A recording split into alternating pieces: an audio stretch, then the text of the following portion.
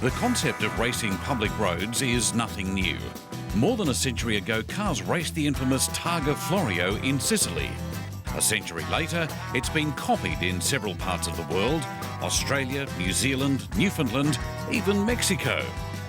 The concept is simple: special stages or sections of closed public roads where speed limits are legally ignored.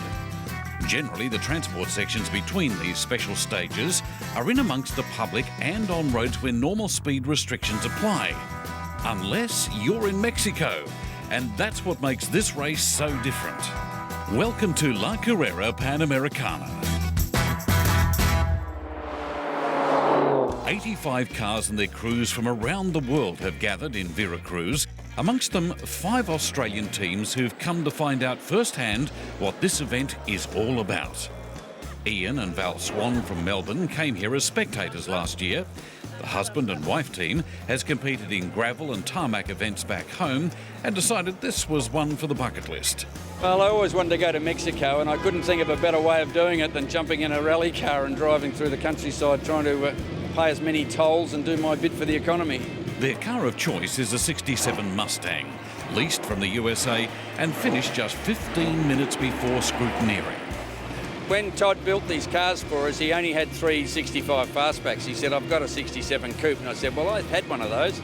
Can I have a blue one with white stripes?" And he said, "Yes, but I got here and it's got no white stripes." Swanee also convinced some of his rally mates to join them. KC and Marianne Callanan from Mackay in Queensland are rally fanatics. They even came to Mexico 5 months ago to test the water and try out their 65 fastback. We came down and did the Chihuahua in May, really enjoyed it, but this is the big one. This is like their Bathurst. Len and Gail Catlin won the inaugural Targa Newfoundland in their 69 Mustang and understand clearly this is more than just a race. I think we've just really come for the enjoyment and the adventure. It's more so the adventure, doing it with people you know, and the stress and drama, and then the relief and the pleasure. So that's why we do it. The Catlins' fastback is nothing like their own 69. They're certainly different to what we run. They're a lot more standard, a lot more basic. So it's certainly different to drive. Joe Cordo has brought his co-driver wife out of retirement for La Carrera. That's just the experience more than anything else. I mean, we don't expect to win or anything like that. As I say, this is an experience, and it's probably been on my wish list for about 30 years. He and Christine have already experienced time behind the wheel of their Mustang. We left Dallas, and before we got probably 20 k's down the road, one of the truck engines seized, which was towing this particular vehicle. So we had no other tow vehicles. So what we had to do was drive it. No other choice. Then there's Dave Ryan. He doesn't have a wife alongside. He's got his mate Greg Stevenson. And unlike the others, Dave has limited experience in competition events. It's been something that we've wanted to do since we did the London-Sydney in 1993. It's always been in the bucket list, and the bucket's getting shallower and the time's getting shorter, so we decided to do it. Dave's brought his own car, a very special 54 FJ. It's interesting. It's basically we took the body shell and cut the whole floor out of it. We fabricated a chassis. It has a fabricated front end, which is fairly similar to the old style V8 supercar front ends. The rear end is a 4-link with Watts linkage, coilovers all round, disc brakes all round, Parrot full floater rear end, Super T10, and just a pretty nice little red motor. For the 10 Australians, La Carrera Panamericana is not about winning, it's about adventure and experience. Well, it's a little different because it's got that Mexican flavour, you know. We've done rallying in South America and in Africa, and these things are an adventure. You don't have to win it, you just got to take as much out of it as you possibly can. And every one like this has got some special little feature, and this one's it's Mexico. And in Mexico, the route book is different to Down Under. It's got tulips, but it's pace noted, and there's an awful lot of them. There's so much in there that the co-driver is going to be totally exhausted at the end of the stage. It was really interesting that one of the officials came and spoke to me 2 days ago about having our wives co-driving and their ability to get the job done. had absolutely no idea the amount of rallying that these girls have done. It was actually quite funny. And it was a genuine concern for them. You know, the fact that if they're not co-driving properly, you arrive at something that you needed warning about, and that's when the big crashes happen. No crashes for the Australians, but Jack Rogers and Carolyn Strupp find themselves in need of a tow, and the Aussie service crew is on hand to help. And we just know them from a lot of different events, so we're That's even a camaraderie, really. yeah, and just a great spirit. I call him on the phone. He goes, "Yeah, we're okay. The door's a little bent." What happened? He goes, "Well, a truck hit the door when I was trying to get out." But I'm sure he's thinking, better it hit the door than hit him. Yeah, we'll be back tomorrow. We'll be back. It was Jack who introduced Todd Landon to La Carrera, and Todd's the man behind the 4 Australian Mustangs that are safely back in Veracruz. Todd has one objective. Get everybody to the end, and by whatever means possible. And if you can get to the end, whether you are in first place or last place, you cross the finish line. I mean, that's such a victory that people tend to have a smile on their faces. Right now, there are no smiles in Dave Ryan's camp. Seems the FJ has a knock in the engine. So while the others are experiencing the ceremonial start, his Mexican service crew is burning the midnight oil.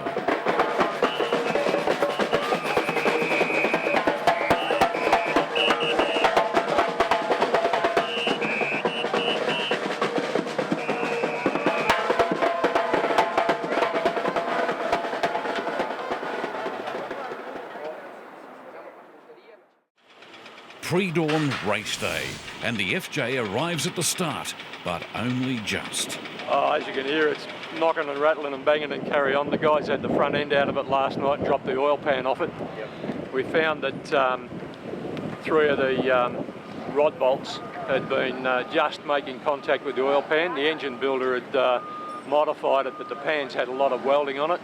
And we think the run yesterday, with it getting really hot, has allowed it to relax a little bit. Either that or it's stressed up a bit more, either way it moved. And we've ended up with these 3 rod bolts just touching the side of the pan, so that was the big noise we had yesterday. We've got this top end noise now, which according to all the gurus is only a crook lifter, and it shouldn't give us too much stress. They said run it today and see what happens, which is okay, but the bottom line is they're not paying the bills. If it goes pop, then but we're here to race, so that's it. We'll go. The wind howls in off the Gulf of Mexico and onto the esplanade along Boca del Rio at Veracruz. 85 cars are lining up for the start. Mustangs, Porsches, Oldsmobiles, BMWs, Chevs, Jags, Volvos. The range of makes and models is extraordinary, and none more so than Jorge Siman's Buick, as Swanee discovers. Amazing, isn't it? What is it? It's a Buick Centurion 56. As it was built, apart from being a racing car, is it the shape and everything? Oh, yes, it's a transformation for racing, and we change the front and the roof because the original is glass, you know, and this one is yeah. Now I think I've actually seen one now. What sort of engine does it have? It's a Vortec 350. Yeah. It's a 400 caballos, 400 horsepower. That's how it was built, isn't it? It's an amazing motor car. Yes, it's a very extraño. I don't know what to say. It's a very different, exotic car. Exotic you should car. be very, very proud of it. No, nitrous oxide is not allowed. It's our fun department. And Uwe said, unfortunately, we don't want to hear the noise of the engine. Therefore, we have installed some music. Seems the Germans are getting into the Mexican spirit. And some of the guys are really fast driver here, but we just want to come to Sacaseca, enjoy the time and have fun and celebrate a little bit. For those who are taking it seriously, the weapon of choice in La Carrera is the Studebaker. Built in the 1950s with natural aerodynamics, modified versions were raced in NASCAR, and many of these have found their way into this event, and mostly at the pointy end. So it begins. The 2013 La Carrera Panamericana is underway. What this next week will hold is anyone's guess. But one thing's for sure, it will be an adventure. Today's adventure will total some 500 kilometres from the coastal tourist city of Veracruz to Oaxaca to the south, taking in 90 kilometres of special stages. The first speed stage is 174 kilometres away, but the race seems to have already begun. At speeds in excess of any of the speed limits, the convoy races out of Veracruz, heading west to breakfast in Orizaba. Jerry Bashford is also a rally competitor, but in this event he's joined the Aussie support team, and part of that role means he's on camera car duty. Jerry is shocked by the speed the cars are doing leaving town. This is unbelievable. I'm not in the event, but I might as well be. The cars do slow, but only because they're forced to. Mexican motorways are littered with tollways, and it's a rare opportunity for drivers to catch a breath. That's a different road, isn't it? It's unbelievable. What speed were you doing? At one point 180. Further on, the traffic has actually moved off this side of the road to allow the race cars an uninterrupted path. The row of trucks just goes on and on and on and on. It's amazing. At the 135 kilometre mark, the convoy breaks the unofficial road race for breakfast. It's been an eventful start to a race that hasn't actually begun. And they stopped the traffic for 2.5 kilometres of traffic jam so we could go along the other side of the road. I've never seen anything like it in my life. La Carrera certainly has traction amongst the community. People flock for signatures from their race heroes, or so they think. Breakfast is inside the massive department store Sanborn's. Unlike the journey here, pace inside is much more relaxed. Oh no, this one. The frantic pace resumes at a time determined by the organisers. There's still another 38 k's to the start of the first special stage. On paper, there appears to be enough time to reach the start line, but then you can never underestimate the Mexican enthusiasm. A top-up is required before SS1. In all, there's a total of 500 kilometres today, so monitoring fuel levels is important for an Australian crew unfamiliar with the distraction of hero status. Well, they're all so happy and they just enjoy anything, a shake of the hand. I told the girls, though, in their youth school uniform, they were pretty. They wore their lovely red blazers. They all started giggling and, they're just so happy and lovely. There is a race happening today, and it does start at 10:15 a.m, but not as we might have expected. After racing through the streets and highways to get here, the first special stage is downgraded due to fog, and all teams travel at road speed over the hill to Acolzingo. It's an amazing irony that the transport to get to the start is faster than the speed stage itself. On the positive side, it does give the teams a chance to settle in to the Mexican route instructions. Just give me a second. Into a left 2, don't cut, no, whatever that is. Despite the downgrade, there are dramas for some. The engine in Chris Ebert's 1954 Studebaker has shut down. The electronics says it's too hot, so it says stop. 1954 technology. Yeah, we put new technology into an old car and we lose it. Finally, La Carrera is underway. Special Stage 2 is 10 kilometres long, and crews taste their first official stage at speed. It's a respectable time of 4.51 seconds for the Swans in the Mustang they've affectionately named Subaru. They're the quickest of the Aussies, leading the Callinans in Bon by 13 seconds.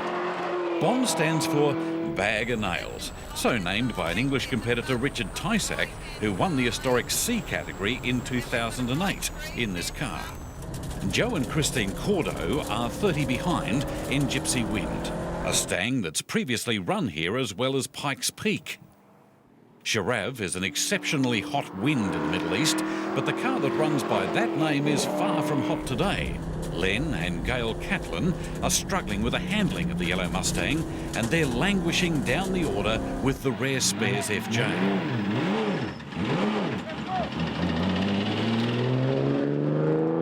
Headsets might be stopping them from hearing the clatter of the engine, but Dave and Greg are starting and finishing each speed section, hoping to evaluate the noise at the overnight service. American Doug Hampton and his son John weren't out to set any records, or so they thought. Seems they're one of the first to have an off. I feel like a right stupid idiot. By the end of the morning stages, Casey and Marianne have picked up the pace.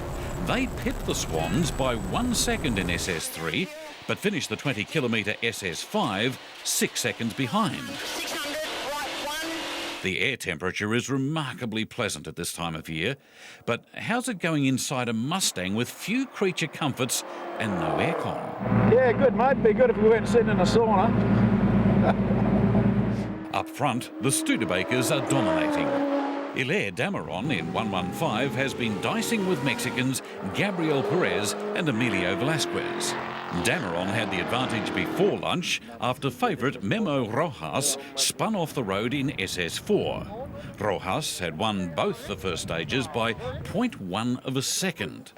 Perez, meantime, is a second to K quicker over SS6 and sneaks in front of Dameron with one stage to go. The Australian battle swings between the Swans and the Callinans. Casey and Marianne concede 4 seconds through the second last stage of the day, Ian and Val finishing the first day in 12th outright. Joe and Christine are the third of the Antipodeans home. Len Catlin would have expected to be further up the pecking order, but Sharav is a handful and he and Gail are not taking any risks. The car's a bit flighty, but a bit scary, but we're getting better as we're going, and yeah, no, we've had a reasonable day. Getting used to the notes. And I'm just taking in a little bit of the scenery here. It's absolutely stunning. I got told several times to concentrate on what I was doing instead of watching the scenery, but that's okay. I'm here to enjoy. Engine issues or not, the boys in the FJ are pleased with their first effort. It's going really well. It's still got that noise in it, but mate, we've had a great day. The stages have been sensational. Really, really good. It's been an interesting start to the event. While the competition in stage has the officially recorded times, the transport stages are still providing as much challenge as the race itself. Only now, at the end of the day, is there a chance to really relax. We had a police convoy in, and we couldn't keep up with the police. So I think we were doing something like 180 down the main road, and it was just insane. I think the races, from what I understand, is in the traffic and getting to the next stage.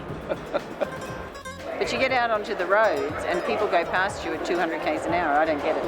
I just don't get it. It was quite amazing, something you don't get to experience in Australia. But if you did, we'd all be in the lockup.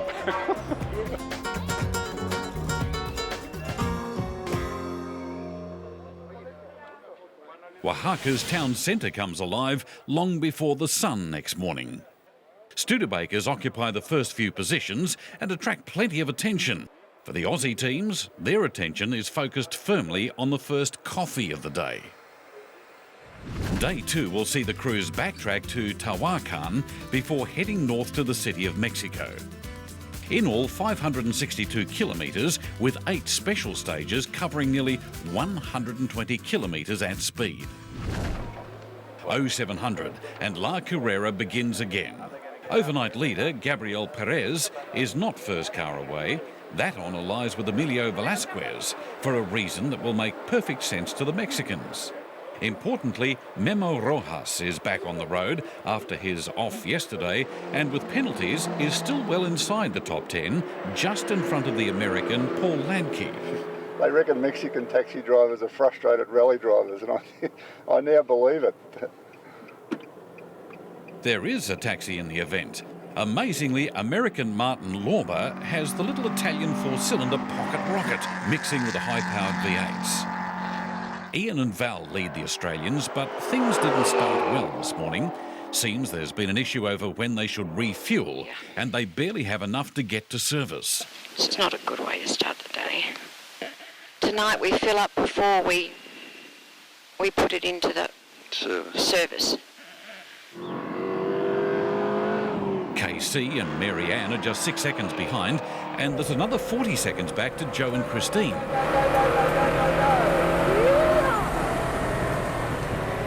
The weather closes in for SS2 and a repeat of yesterday's stage downgrading looks possible. Okay, I think this stage now has just been downgraded. Everyone's just taking off nice and slowly because the fog is like the first stage yesterday. Which suits us down at the ground because we're running on 1 litre of fuel. But luck is not on their side, and their fuel will need to last another 10 kilometres at speed. False alarm. Stage isn't downgraded. It's not downgraded. They want us to drive in the fog. Oh, great. Sharab's handling is not to Len's liking, and he and Gail nurse the Mustang through the morning stages. So that wasn't comfortable. But things are less comfortable in the Swan camp. Run out of petrol. Oh, no. Fortunately for them, word quickly gets back to service and, appropriately, Jerry is dispatched with a can of gas. KC and Marianne have had their own issues in Bonn this morning. Well, we lost our time card between the two controls because she continuously puts it in the road book. And as the driver, I've been saying, please don't put your time card in the road book because you'll lose it, as we have on many previous occasions. So it's all very well for her to tell me how to drive. It's when I tell her how to go drive, that's when the shit hits the fan. He's telling stories that shouldn't be told. There's some things you just don't say. But when they're as important as losing the road card, then I should have kicked it off with once upon a time. I should say. Perhaps the organisers had a point when they asked how the married couples would get on in the car. What a morning. The situation in Subaru isn't disastrous, but it was a near thing. She said, we won't do it here, we'll do it the next one, but don't let that guy get away. Oh, there's no more Pemexes. So how far we got to go, honey? About 100 kilometres. And I said, we've got about 40k in the tank. What do you think we'll do? We got through the 2 stages, went 1k out of it, and the thing went... We got an hour and a half transport service. How lucky are we? How lucky are we? Not so lucky are the Poms in the Mark II Jag. Well, we blew an engine up yesterday, so we changed it on a petrol station forecourt. For mechanic Robin Lackford, the promise of sunshine and warm weather has not eventuated. And they tell me it never rains in Mexico. He's beginning to query his sanity. The whole place is mad, let alone anything else. Mexican spirit is not just flowing from the pumps. Now we're burning some pesos, and then we're fun again in the afternoon. 6 more stages will bring La Carrera to a festival in Tehuacan, a part of Mexico with a very special cactus. So special, in fact, that uranium mining is banned because the unique single-spear cactus is a protected species. The deeper we descend into Mexico, the more we see just how popular this race is. I love cars, and since I was a children, I think every year that the most important race in the world is La Carrera Panamericana in Mexico, and I love it. Diego Nunez and his girlfriend Carla have travelled more than 2 hours to see their first speed stage firsthand. It's crazy that the police close these sections only for La Carrera. I think that I'm the same crazy like this because, for example, I'm from Puebla and I'm here with my friends. And viva La Carrera! This race have a connection between generations, and the people loves the race in all the country, and obviously generate a lot of passion too. Dave Ryan and Greg Stevenson should be bringing up the rear, but there's been no sign of the other 2 Mustangs. Down the road in Tehuacan, festivities have been in full swing. It seems the entire population has turned out to welcome the country's great race. From here, it's a 250-kilometre transport stage to Mexico City, and as expected, there's no reprieve from the race pace. The route book is clear. Remain together and with one of the convoys being led into Mexico City by the federal police. They are somewhere up ahead, but it's a mission just to stay in touch. He's realised he's lost it. The capital of metropolitan Mexico boasts a population nearly the size of Australia. Some 20 million plus reside within a 2,000 square kilometre radius, and today some of them have the privilege of witnessing the finish of La Carrera. Mind you, finding the finish line is no mean feat, and virtually impossible if you didn't make the convoy in.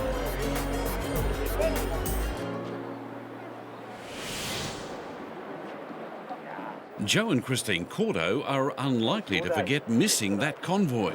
We had a fantastic day for the 8 or 9 stages. We did very well, extremely well. Then somehow or other we managed to get sidetracked or lost getting into Mexico City. And that was the most stressful and helpless feeling that I can think of. I know it affected Christine badly, but we were stuck up in the traffic for 3.5 hours driving around the area that we were trying to get into, which nobody would let us get into. So needless to say, we missed all the action and the events preceding the dinner and so forth. And I've never been in traffic like it. It was taking 30 minutes to do 50 metres. It was just crazy, just crazy. Mexican madness is quite correct. Oh, mate likes his siren, doesn't he? This place is manic. It is just manic. It's just out of control.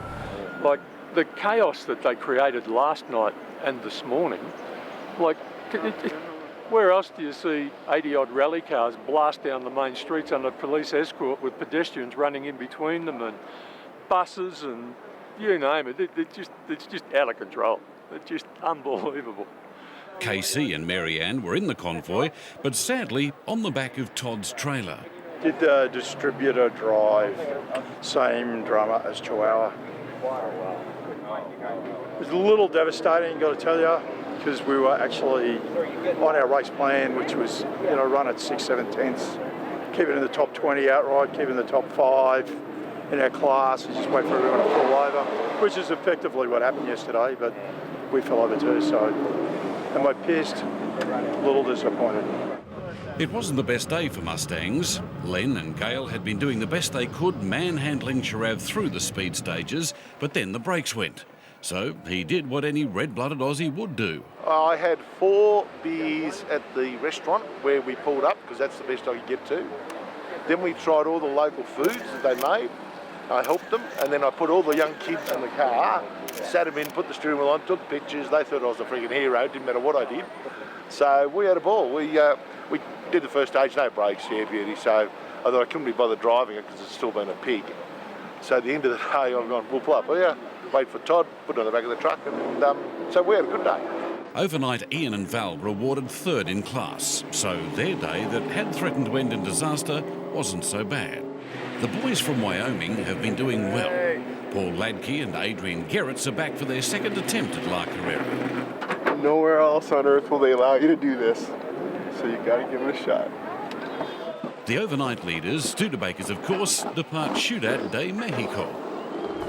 La Carrera will take the field north out of the country's capital, a population almost the size of Australia, and north to Querétaro. 200 kilometres of transport is interrupted for breakfast. The first car should start competition around 11 a.m. to the east of San Juan del Rio, 3 stages repeated in reverse direction. Just getting out of Mexico City is an adventure all of its own, and as cars scramble for position on the freeway, American Taz Harvey in the 260Z is swallowed by a Porsche. We're doing 140 at the moment through the centre of Mexico City. And we've got a silver Porsche with it looks like a Mexican driving it who knows what to do. And we've got a taxi that's doing 160 and just gone up the inside lane. Jerry Bashford's mission this trip is to chase down the Aussie teams, but in a previous life in Victoria, he had a very different role. Booking people who went fast. 55, 160, and the taxi's still making ground on us. Around here, though, excess speed seems to go unnoticed.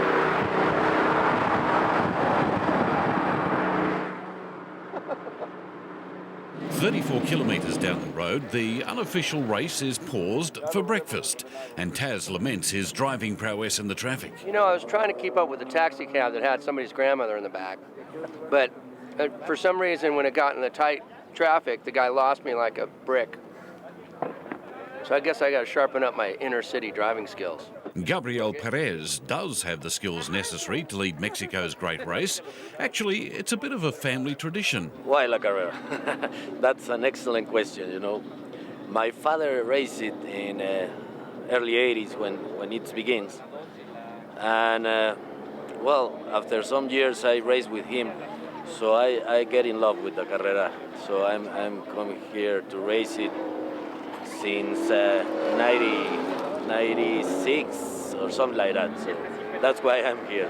And La Carrera, you know, has something that is beautiful. You make a lot of friends here with some Europeans, Australians like yourself, and Americans. And I don't know, it's a great party to be here. No mistakes for the Swans refuel program today. It actually reduced me to tears at the start of the day, I have to say, which is not a good way to start a day.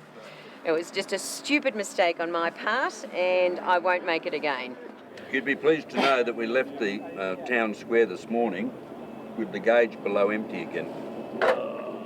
So we were on the smell of an oily rag, which is why we cut you off so we could get into the fuel. Yeah, we wanted you behind us in case something happened again. Nothing does, and the fastest cars in the field, the Studebakers, lead the cavalcade back onto the streets. Departing the main freeway at San Juan del Rio, the next stop is the first speed stage starting at Bernal. It's to Len Catlin's liking. The first speed stage he's comfortably finished. Sharab's handling is not much better, but he and Gale are getting used to it, hauling in slower cars they've been seated behind. The Cordos are quicker by 1 place and less than 2 seconds over the 10k distance. Joe and Christine taking it easy on the unfamiliar pace notes. With several missed stages yesterday, Casey and Marianne were expecting to have some fun today, but it's short-lived when Bond throws a radiator hose and sidelines the Queenslanders. Okay. Well, it's not hot. That doesn't matter, just stop. Oh, no. I wasn't going to go any further. It's flying a radiator hose. As with each day before them, Ian and Val dominate the contingent from down under. Subaru is clinging to a top 20 position. Meantime, Dave and Greg have been making inroads at the back of the field. The slower Holden might still have engine issues, but unlike KC and Marianne, they are still running. The Victorians managed to pass the North American entry of Christian Reichardt. The Lincoln will suffer the same fate most of the day as it starts each speed stage in front of the slightly quicker FJ. For the Callinans, their problem is exacerbated. Despite finding water for the radiator, the electronics have been wet and the car won't start. Oh, this is the water we put in the radiator. So we're going to start a mosquito farm. But how convenient, a broken radiator hose. And we pull up beside a 44-gallon drum of water. We're good at this stuff. We're good at breaking down. Eventually, the road crew makes it through and Bon is transported to service. Everyone else makes it to service at the vineyard on the outskirts of Freixenet for a late lunch. Len's excited. Very interesting morning. We've actually completed, Yahoo, praise the God, 3 stages under speed, which is I haven't done that before. So it was very good. We caught a few cars on one of the stages. We caught a couple of competitors' cars, then we caught the police car and the medic car, then we caught another car. And Gail just said, "Oh, you're a bit slow then." I've gone, "Yeah, but I'm just excited now." I'm excited. We've actually finished 3 stages at speed, which is really good. The afternoon stages are a reverse run of the morning, and the Australian positions remain unchanged.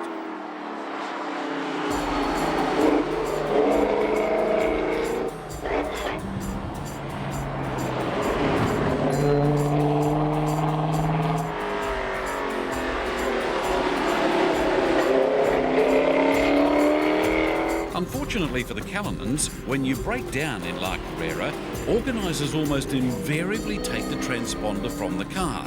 So even if you restart, there are no times recorded for the remainder of the day. Needless to say, KC's afternoon is better than the morning. But then there really is no official proof of that.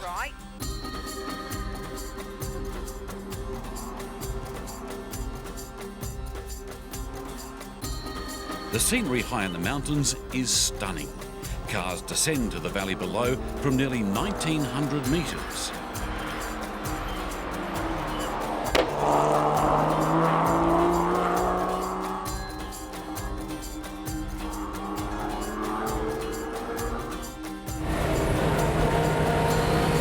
into it, right 2.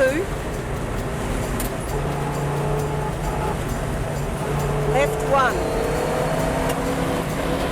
The road goes round to the left.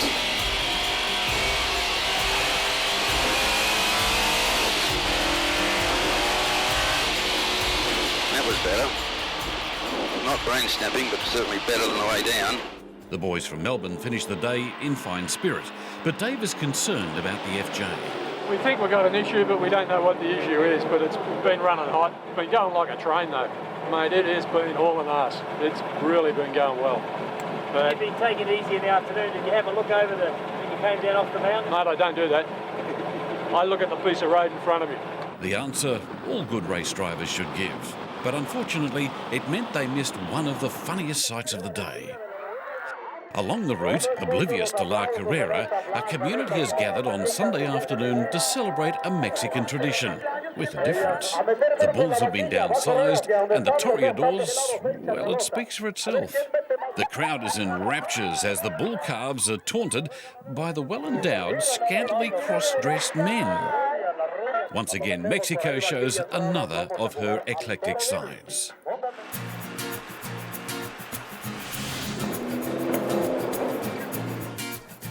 Querétaro dates back to 1531 and is the capital of the smaller state in Mexico of the same name. As the heritage-listed Mexican city stirs into life, so too do the teams in readiness for Day 4 of La Carrera. For KC, yesterday didn't go so well. Didn't go so well is probably one of the greatest understatements. Blew the radiator hose off about 2 or 3 kilometres from the end of the first stage, and it pretty much all went downhill from there. But we did do the last 3 stages of the day. I didn't really want to, I was over it, but I'm really glad that we did because it was thoroughly enjoyable and it gave us a bit of seat time. We're going to be 173rd, but I guess that's taking the pressure off. We can maybe enjoy it a little more. And we discover Ian and Val had a spin yesterday. Oh, a small one or maybe a major one, yes. Nearly collected a white spectator van and nearly backed into the cliff. And but I don't think we lost too much time. Today is a delayed start. Lenny and Gail are having breakfast. That's what the delay is. It's a short rally day. We only do 200 odd kilometres as compared to 550 rather. So it's a short day. So they're giving us a sleep in, and hopefully we'll get to Morelia early. So 5 speed stages en route through Taramoro and Acombaro to service in Los Azufre. Then on through San Jose de la Combra and the overnight stop in Morelia. The Swan spin yesterday must have provided inspiration. Ian brings the Subaru Mustang through in 11th position outright in the short stage 1 and 17th by stage 2 as teams descend from the mountainous region of Guanajuato state. Considering the competition around him, a good performance. Chris and Joe are next in position 30, but as always, starting and finishing every speed stage to record a time. In Mexico, derived times for stages skipped is a bit hit and miss and not something to be relied on. Despite Chris's earlier concern, Len and Gail finish breakfast and make the start. By now, Len is resigned to racing for safety rather than speed. That felt terrible. Yeah, it's all over the road. Yeah. Anyway, that was safe enough, though. Yeah. The frustration for a team who has previously won Targa Newfoundland can't be underestimated. But the Catalans are making the most of their situation. Car 25 is a no-show. Not only that, none of the other Aussies have heard or seen them since late yesterday afternoon. Casey and Marianne leave the start, but they too don't make SS1. Crashing in La Carrera has the unusual distinction of making heroes out of the drivers. Somehow, Gustavo Flores has understeered into the guardrail, so the convoy is brought to a halt to inspect the damage. I think something wrong with the car because when I start to take in this curve, I feel that I cannot have a control on it. With the front wheel ripped from the Falcon, there's no rush to get going, and officials record the incident. The traffic, meantime, has banked up behind the sweep car, and it's amongst them that we find bag of nails on the trailer. Look, we're tired. It's just too hard. The whole event's too hard. We're tired. My driver's no good. My driver's no good. He's tired. He quit. We got 15 k's out of town. That's like almost a record. So you're now playing officially being sweep? Yes. It's a long queue of sweeping too, isn't it? It is. Teams eventually drop down through Acambaro and turn onto the main highway to be greeted by the Mexican army, resting by the roadside. Only La Carrera seems to be moving with any pace in Mexico today. Highway 15 links Guadalajara and Mexico City, and at this point it skirts the edge of Lake Cuitzeo, the second largest freshwater lake in the country. Service is off the highway to the south, the first chance to check Bond's engine issue. Marianne said, hey, we're getting detonation or something. She heard this noise and KC pulled over. And it was running rough, it was doing that, and you had to keep the revs up a little bit to keep it running. But it seems like it's back here. And if you let it try to idle, it'll kill. Finding the answer before the afternoon restart is pretty slim. Either way, KC is over it. Not only do I not know, my care factor is 0. But anyway, Marianne said that I've got to keep smiling and be nice to Paul. So here I am, happy being nice to Paul. Gail and Len are still going, but Sharav is not inspiring confidence. The steering's gone again. We nearly went off the road in a transport stage, which was really exciting. We did the one side of the road to the other and then grabbed it back. But yeah, it's been good. Getting off the line hasn't been good for Joe. Gypsy Wind has been running hot, waiting to start. When we're running, it's running beautiful at around 170, 160. But when you're in the lineup, she just comes up to about 200, 210. And of course, fans you drop, on. and fans still on. Fans on.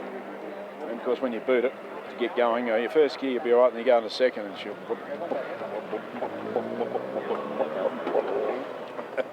Getting rid of all the bubbles out of the system. That's probably a fuel thing. Yeah, it is a fuel. Yeah. Oh, yeah, that's one. The afternoon stages are signature La Carrera speed stages. For David Buchanan in the Chrysler New Yorker, this is what Panamericana is all about. Well, it's mountains, lots of curves. You can set up really nice. You got to look out for the pine needles on the road if they're still there, if they're damp. Very dangerous. The wind will blow them off. It will be just a terrific run. Joe and Christine head out for the final stages of the day. Okay, we're just going up here 3.6 kilometres. The Catalans will also finish, but with Bond still trailer bound, it's siesta time for KC and Marianne. Righto, both of you. Copper is popular around these parts, and local roadside stalls trade in the bright metal and local spreads.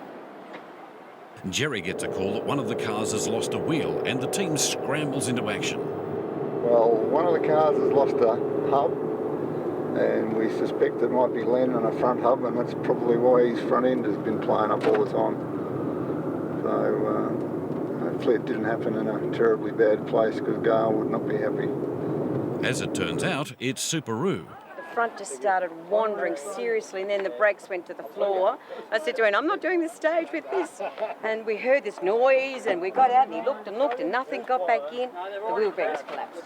And these boys are very kindly helping. Ian and Val had been the fastest of the Australians, but with 3 speed stages, that lead will likely fall to the Cordos. The good news, though, is they still have their all-important official transponder. We've still got the transponder, but they've been and put it on their thing and said, we'll see you in Morelia. The ever-friendly federal police delicately balance their role of ensuring the race goes smoothly with photo opportunities provided by unsuspecting international competitors. We have them as pets at home. Despite Bond being stuck on a trailer, it's the perfect location for a shoot. The officer insists he return the favour for KC, only that's not the end of it. One thing's for sure, there's no doubting how welcome the Mexican authorities are in La Carrera.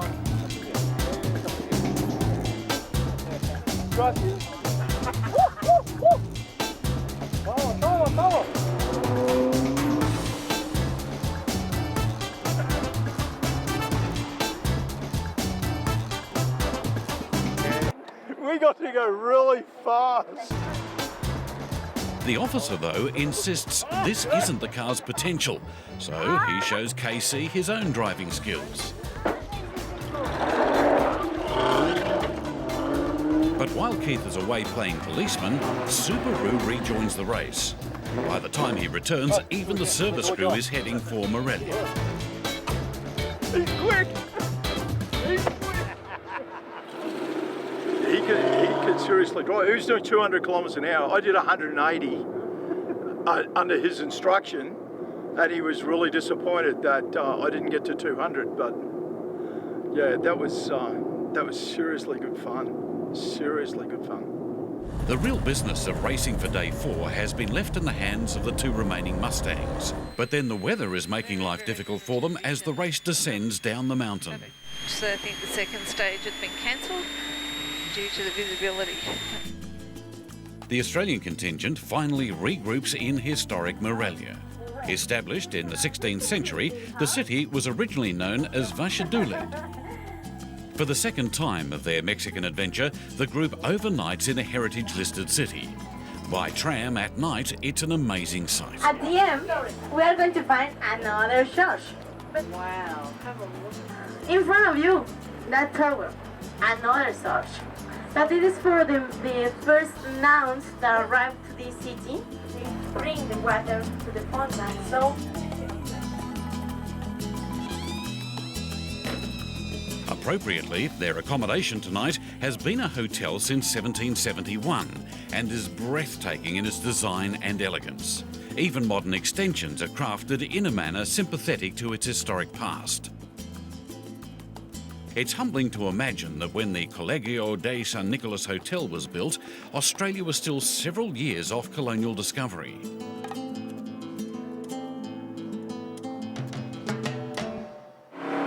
By morning, heading out of Morelia, we discover KC driving the Catlin Mustang. Seems the seafood chowder Len had last night might not be agreeing with him, and he and Gail are making their way directly to Guanajuato, today's ultimate destination.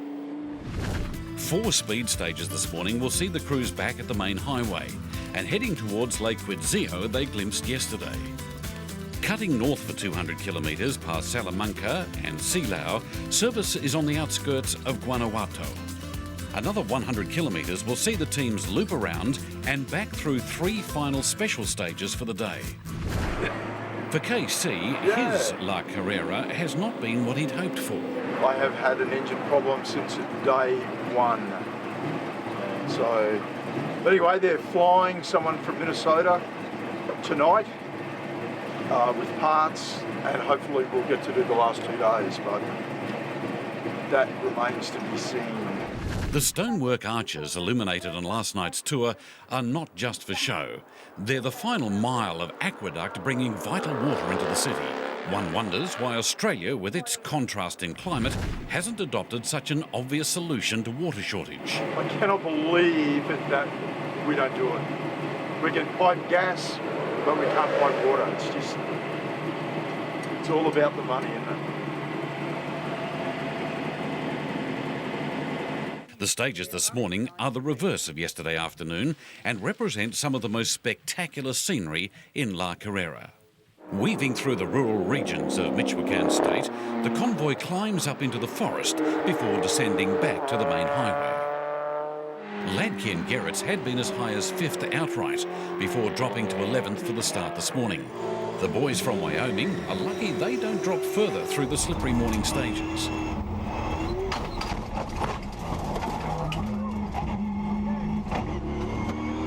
The Cordos fly the flag for the Australians, 46th car off the start line. It's the first chance KC has had to watch any of the cars in action.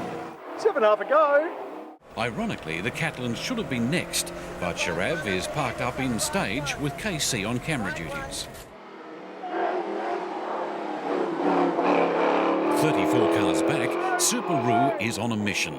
Swanee has been working hard making up for lost time yesterday, reeling in the opposition. The question of the FJ Holden was still unanswered this morning when the last Australian Mustang left the start. But the boys from Victoria have had an adventure all of their own in the last 36 hours. That was sensational. The guys pulled the motor out, got it down to bloody Mexico City, re-sleeved it, got it back, put it back in, and 24 hours later we're back on the road again. It's just nothing short of unbelievable. With all my contacts in Melbourne, I don't think I could have done that. Amongst the madness that is Mexico or La Carrera, there's a magic here that never fails to amaze. The FJ appears and KC ponders his own bad luck. What about their rally? Makes me feel like I shouldn't be complaining about how badly we've gone. Just sincerely gutted for them. And what a beautiful car. Bit rusty, but not bad. Dave and Greg finished the stage, but the old Holden is still not smoke-free. It's just burning off all the crap, hopefully. Locked in stage, waiting for the last car, means there's time to kill, and KC's imagination runs wild. With the locked steel gate that clearly says drug lords live here. A wonderful place for black magic to pick as a camera position, with no regard for my safety at all. Adding insult to injury, the final car through this morning is his own bag of nails, on the back of Todd's service truck. It's a long haul to service, and once again, the race is on to get there. The road bridging Lake Quidzio is several kilometres in length and dead straight. The contrast in cultures between racing in Australia and Mexico is again evident. Further down the highway, a goat herder relaxes, imagining life in a faster lane. Bicentennial Park is service, and Joe is happy with their morning performance. First stage, coming up the hill, 21 k's I think it was or something. It was pretty good. That was good. It wasn't slippery, maybe one patch. But the second stage was extremely slippery for the first half of it. Certainly woke us up probably about a half a kilometre into it. Slippery left zero. Because we had to pull back another gear just drive through the slippery patch in top. And, when we got the other end, then we opened it up. Can you hear me? Yeah, I can hear you. I can't hear you. Okay. Things aren't going at all well in the Swans camp. Intercom problems mean Ian couldn't always hear Val's calls. Well, my helmet worked if I turned that much. Other than that, it was working 90% of the time. This is crazy, because that's saying it's the headset, isn't it? All through the park service, cars are in varying states of repair. It's midway through the 5th day of Panamericana, so it's to be expected. The final 3 stages are not easy for the team in Subaru. The intercom stops working and Val resorts to alternate ways of communicating with Ian. It's KC who's first to the finish line as an observer. With that comes certain privileges. While the Cordos have been first on the road all day, the Swans have been quicker through every stage, slowly clawing back time and race positions. By end of day, they're back up into 26th. Guanajuato is known as the Painted City. Cruising down from the end of stage, high on the hill overlooking the state's capital, it's certainly a picture. It's also famous for another reason, the underground network of roads used in the past as a stage in the World Rally Championship. It's the final transport leg to the finish for La Carrera Panamericana's 5th day. A day for KC that's provided a very different perspective on competition. This isn't the way I wanted to drive through the arch today, but a couple of tequilas with a couple of the federales. A bit disappointed they didn't let me drive today, but anyway, the tequila was good, fair shout. So all in all, not that bad a day. But the day doesn't end there. Seems we're right in the middle of the Festival of the Dead. It's a tradition that harks back to pre-Columbian days, where Mexicans celebrate their dead ancestors. With 2 days competition remaining, work is frantic around Guanajuato, readying cars for the morning. It'll be a long night for some, and that includes the service crew on bag of nails. As expected, the parts for the cylinder head arrived from Minnesota, and Dave and Gary are deep in the rebuild process. You have to be at this event to know what it's like. Yeah, because you can't, even if you explain it to somebody, you just can't communicate what happens down here. And there are some very, very wonderful people that we have met over the years. We're all crazy. Like she said, it isn't just the screws on the cars that are loose. Who will survive, right? Despite all the engine work to date, the FJ needs more than polishing, but team confidence remains high. It'll finish if I'm going to push it. Hey, good morning, Paul. We're actually on the road today. I thought I might open my road book and see where we're going to go, instead of going somewhere with you. How exciting will that be? Here we go. And we're back on the road again as well. We even made it to the start control. To the start. Woo-woo. I did think that. By rejoining, both the Catlins and Callinans will start well down the order. I said to Gail the other day, I said, being down the back's actually good because you actually see what you're doing. Whereas when you're actually serious, you don't see anything apart from the road. So, yeah, I'll enjoy today. I will enjoy it. The Holden dealer in KC can't help himself. It's gorgeous. It is absolutely gorgeous. I'm going to go and make him an offer, actually. I heard that with the amount of drama that they've had, it's going to go cheap. Last night I was pretty despondent because our brand new reconditioned second-hand engine was fuming and banging and carrying on. And to be quite honest, I was sort of ready to pull the pin because I didn't want to hurt the car anymore. And it's a very tough event, but the guys got in my ear and I went and had dinner with them, and the Mexican support guys were all there, and it was my concern about, I was more concerned for them, the amount of time they've put into the car getting it to here. And they turned that around on me and they said, well, if you're concerned about the effort we put in, pay us back by finishing. Over in the Swan camp, the news isn't good on getting derived times for their lost stages. We were hoping, but we've been told by a couple of people it is Mexico. It's like, how far down the road is our hotel? It's 2 blocks, but that's Mexican blocks. It could be 6 blocks. You know, everything is to do with Mexican here, so if you're Mexican, you do very well. One non-Mexican who's doing very well now is passionate Frenchman Hilaire Dameron. With like 7, 8 years old in France, I could see in the newspapers that there were a crazy race in Mexico, and I could see these photographies of these cars crossing the country in so nice places at such high speed and still on roads. And that really caught my attention, and I thought one day I should be doing this. And I went living around the world, a little bit in the United States, then 12 years in Brazil. And when I arrived 5 years ago in Mexico, I said, well, that's my chance. I should do that. Engine issues early in the event mean Hilaire can't win this year, but that hasn't stopped him being the fastest car on the road. And today, he's seeded first. Camming Co won't start. Seems he was a little hard on his Dodge Dart yesterday. How was it? Fantastic. Fantastic? Yeah. Do you know, I'm a tree hugger. A tree hugger? Yes. Yeah, I believe in the environment. Save the planet. Like KC and Marianne, Roger Führer from Switzerland got the bug competing in the Chihuahua Express earlier in the year. He races a rare factory Triumph TR4, one of perhaps only 10 cars ever built. That's why it has a VC registration number, which means Coventry. That's a factory registration after paperwork. So it's an aluminium shell. And he's Australian, so he's a really terrible person. Eventually, the penultimate day of Mexico's great race begins. The highest placed Australians, Joe and Christine Cordo, slip out through the arch and head for Aguas Calientes. 3 morning stages just north of Guanajuato are using stages in reverse to yesterday. A long transport through San Felipe leads to one more speed stage before service. Then another 160 kilometres of transport to the final stages of the day.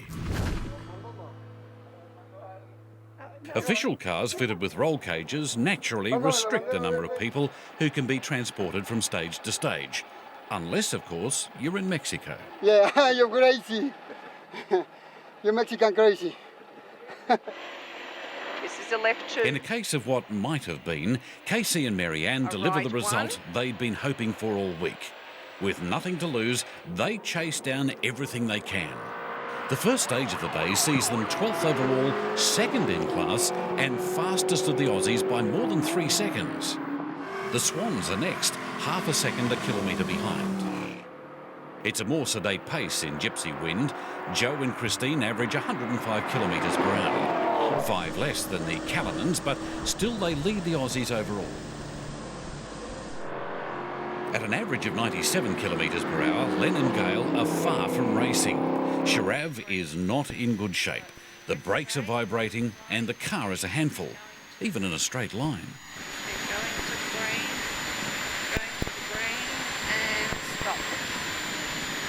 Oh, the vibration in the car. Yeah, it's a you can't even hold it flat on a straight piece of road without it going everywhere. It was terrible. That will not pull over $6.5 grand. The engine? Just gets there, stops. Oh, well. Hey, at least we're still going. And the good news today is all 5 of the Australian entries are going, even the FJ. It's the first time since day 1 when they've all started in the competition. Get out of the friggin' way. What a pile of f***ing shit that thing is. Oh, you can still it's a f***ing You can still complaining about it, mate. Get that? I'd like to have a f***ing drive of a decent car. Frustration reigns supreme at service in Lyon.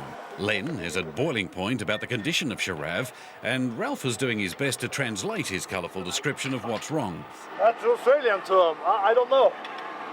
We hear that a lot from guys from Australia, so it must be something they use a lot. KC is a little less frustrated. Just won't get there. It's like the rev limiter is a $6.5 grand, but the exhaust noise, the rattle in the exhaust is so loud, I can't hear anything. You know, it's just, the engine could be guessing, blowing up around me and I wouldn't know. Finding your way around La Carrera is not possible without the unique road book issued by organisers, but it seems to work. Well, these aren't pace notes, they're actually tulips. But in one sense, the tulips, normally there's long gaps between them. They just give you 1 or 2 warnings on the worst turns and whatever. These are actually almost a pace note written entity. So you get stuff like this, which gives you your lefts and your rights and your what they call slopes, which for us is a hill. Your traffic lights, bumps. It explains everything. Once you get to know it, I'm not the navigator, but they pick it up. Christine's picked it up pretty quick, so have the other girls. And it's almost like a hieroglyphic pace note. That's quite good. 2 afternoon stages totalling 17 kilometres to the west of Aguascalientes will complete the afternoon. But before that, there's 166 kilometres of traffic to be negotiated. By now, the Australians are settling into the Mexican driving style. Just outside Visa Hidalgo, speed stage 5 is wet. Lead Australians, Joe and Christine, tentatively head off into the rain. As the Swans line up at control, not much has changed. So it's a long left. By the time KC and Marianne reach the start, the rain eases, though the road surface is still slippery. But the carnage they come across is not caused by the rain. Slow down. Something must have happened. Right, too long. Okay, slow down on that side. Go over. And a left 2. This should be our left 2. Yeah. Another one off. There's another one off, so be aware. What's happening here? Just slow down, just take it. Yeah. It's a right long. Now what's going on up here at the top of the hill? I didn't even see that car. Something's all over the road, darling, look. And it's a left 1, double caution, dangerous drip. Left 1, double caution, dangerous dip. Fortunately, the Catalans aren't at race speed and don't get caught in the oil that's been dropped by an earlier competitor. In all, 6 cars failed to finish the stage. Well done. Wow, that was a bit of carnage. By now, KC is in his element and out to try to match his 6th fastest outright through the previous stage. an overall race position that will be hard to beat, considering the higher horsepower competition around him. But the team leading the Aussie charge has stolen a march. Joe and Christine bring Gypsy Wind home just 1.4 seconds in front of Ian and Val. Only 3 seconds separate the first 3 green and gold cars home, KC and Marianne settling for a third in stage, but a great consolation award, second in class for day 5. With the exception of day 2 in Wawapan, Cactus has been remarkably conspicuous by its absence. Come this final stage though, La Carrera is undeniably in Mexico. Len brings Sharav home as carefully as he can. No world-beating times, just home in one piece. All week, Dave Ryan's Mexican service crew has been finding the answers to keep his FJ on the road. The only question unanswered is how does this compare to an Australian rally? I said, well, Classic Adelaide had some rules here, you have none. Here's Mexico, so... There are no rules. In a first for the teams from down under, all 5 cars have started and finished every stage of a day.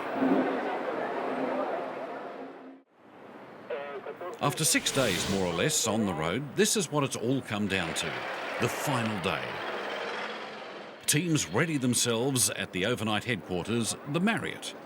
After a week from hell with the FJ, Dave Ryan hardly expected to still be in the running. That's exactly right. There was a point last night when we went out with the Mexican crew, we thought we might not be here too. It's been an experience, hasn't it? Oh, sensational. Absolutely sensational. You just can't describe it. You have to experience it. It's just sensory overload. I expected the chaos and I expected everything else that goes with these sort of events. And of course, this is typical of any rally, really. But in another country, in like Mexico, makes it a bit more difficult because obviously different cultures and they do things a bit differently than us. And road rules are, they're basically the same, but just a bit wild on the wild side. It's certainly been an adventure. It's been an adventure of good because you're likely not to come back and do it again, but at the same breath, you've seen things that you don't normally see. You don't come here to see this. You come here to do it, and you go, "Oh, now I'm seeing this as well. This is the extra part. That's the big part." The 5th outright on the long stage in the rain was really probably the highlight of the whole thing thus far. That was good to get in there and mix it with the Studebakers. Well, we got this far. We just got to make sure we can pull it off and get to the end. We got a little trophy. KC got his. Everybody's got a smile on their face. It's Mexico.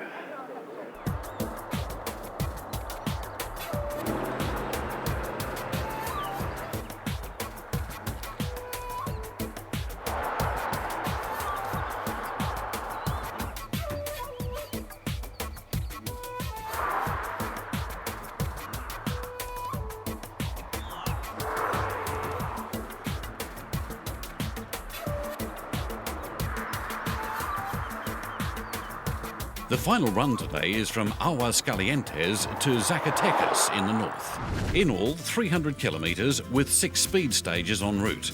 Stages 2 and 3 race in and out of La Congoja, winding up and down the hillside before first service. La Bufa is the final 16k stage, in and out of the last service, before cars descend into the World Heritage listed City of Silver to the finish. Transport to SS1 is 54 kilometres en route 22, through Visa Juarez, heading towards Asientos. Ian and Val have been reseeded at 21st car away. They lead the Aussie assault and set a time of 6 minutes 22 seconds for the 14-kilometre stage. Joe and Christine are 20 seconds behind in Gypsy Wind.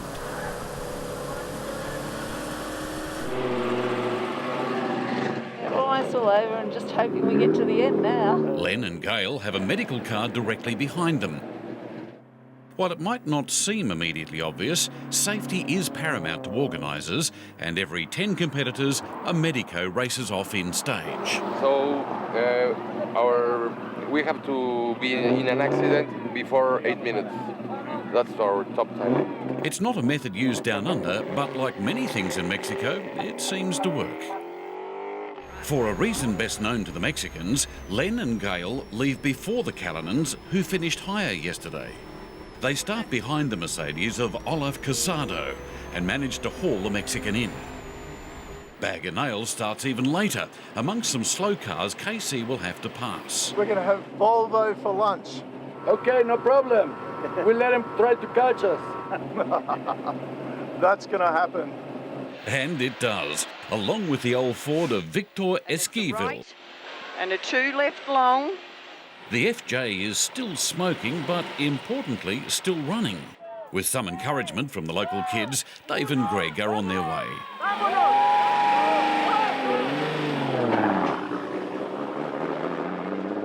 The transport to SS2 is another 50 kilometres away. Len is perplexed with the Mexican Mercedes he passed in SS1. And the bastard of a thing's got just as much front as this has, in a straight line, but goes around the corners to be a bit nicer. I had real drama with this bloke, and he's just whipped around and passed me again in the transit, so... But that was a stage that probably suited a bit more horsepower, but Jesus Christ, the old Benz goes friggin' grouse. That's a nice car. The run uphill to La Congoja winds and twists around the edge of the hill. Ian and Val lead the way by just 4 seconds from Joe and Christine. Once again, KC is balked by the Volvo and Fairlane. He's another 4 seconds shy of Gypsy Wind. Eventually, even the rare spares FJ appears to the delight of the Aussie supporters. The return speed stage reveals a spectacular vista. Good view. Beautiful view. What is it? Left here and then left 1 cliff. The road clinging to the hillside, weaving back and forth to the valley below. God, this is terrifying on the old bloody brakes. Short right and then left 1 cliff. Oh, we'll just do a slow stage, doesn't matter. Yeah, no. I won't be racing both. Swanee is quickest down, 3 ahead of KC, with Joe and Christine hot on his heels. High above the canyons that form the Presa-Caziz Reservoir, eagles soar.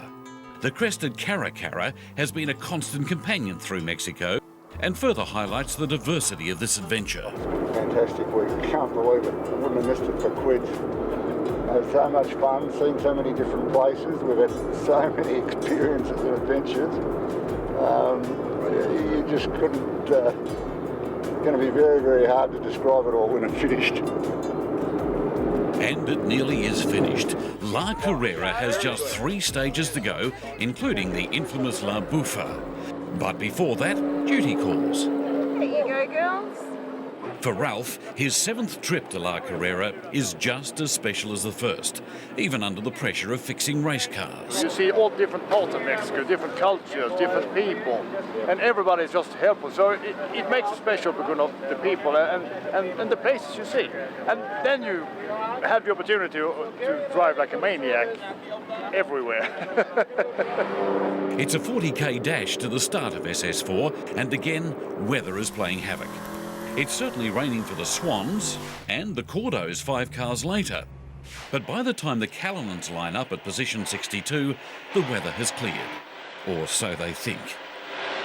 Oi, babe, it's wet. The roads are wet.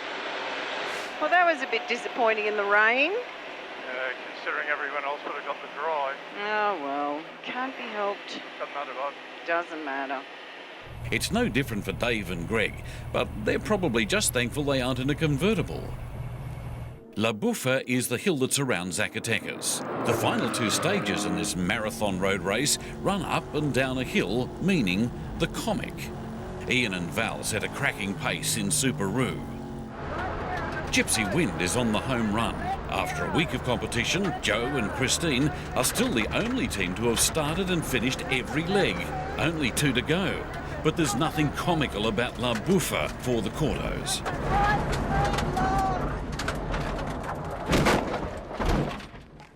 Incredibly, the car that has caused the least problems all event, and even had to be driven from the US border across Mexico to the start, suffers a broken steering knuckle. Joe was powerless to do anything about it. Len and Gail are next through, but there's nothing they can do either. Left 2, with a right 3 and it's long. That's Joe. Oh, great. The Callinan's time is just 2 seconds slower than the Swans, but all that counts for nothing. The final blow in La Carrera has knocked out the only remaining Australian entry to finish every stage. I'm not sure whether the steering box pin's broken or something, I'm not sure. But anyway, we'll see what happens. Oh, I'm disappointed, guys. Very disappointed to do what we've done and to finish up with the DNF in the last stage, about 10 k's from home. Worse than that, Joe and Christine will not make the official finish downtown. The final stage is back down La Buffa. Ian and Val bring Subaru home inside the top 10. It's the end of a turbulent week of ups and downs for the Aussie teams, but an experience hard to imagine. And a left one. You're done. Thank you. And a right one. This is our left. And a right one. You're done. Well done, Casey. Good driving. Thanks, babe. Well done. For what it's worth, Gabriel Perez is the first car into Zacatecas, collecting the winner's trophy for a second time in a row. It's better than the last year, you know, because you make it double in 2002 and 2013, so it's great. It's great. It's a great feeling to win this race. They say winners are grinners in motorsport, but perhaps in La Carrera, grinners are winners. Fantastic. Very good. Yes, very good. Yeah, very happy. Mexico has thrown everything at the great race this year. Even the weather has been unpredictable. It's been an adventure, experience and education from start to finish. And with the post-event party atmosphere setting in, perhaps there is still more to learn. Viva La Carrera!